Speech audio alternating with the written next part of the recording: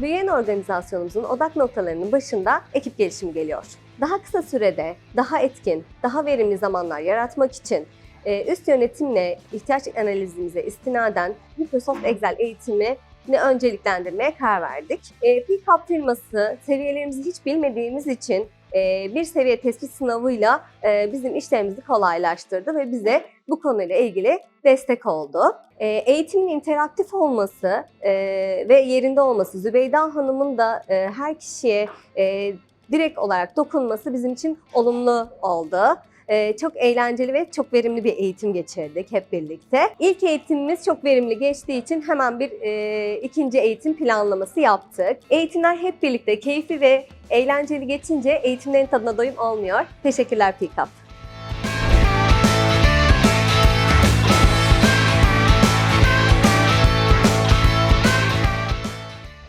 Merhabalar, ben İbrahim Değer, Rançero Barlar Koordinatörüyüm. Aldığımız Excel eğitimiyle işimizi daha hızlı ve daha profesyonel yapmaya başladık. Bu eğitim için P-Cup ailesine teşekkürler.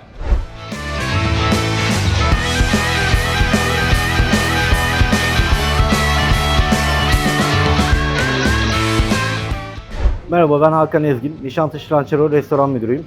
Öncelikle belirtmek isterim ki bizim sektörümüz geri planında çok fazla rakam ve işlemler barındıran bir sektör. P-Cup'tan aldığımız bu eğitimler sonucunda bu rakamları kontrol altında tutmak, işlemleri daha rahat yapabilmek adına çok verimli oldu. Hatta o kadar verimli oldu ki eğitimden gelir gelmez bir şeyleri kontrol altına almaya başladık. Bize çok zaman kazandırdı. Bu keyifli eğitimler için P-Cup ailesine teşekkür ediyorum.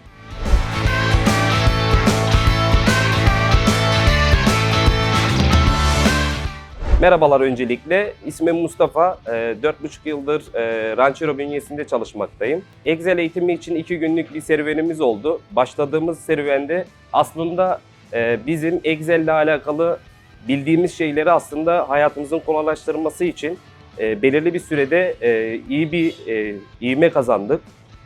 P-Cup ailesinin verdiği eğitimlerle kendimizi iyice geliştirip belirli bir zamana yaydığımız zaman hayatımızın ne kadar kolaylaştırıldığını gördük.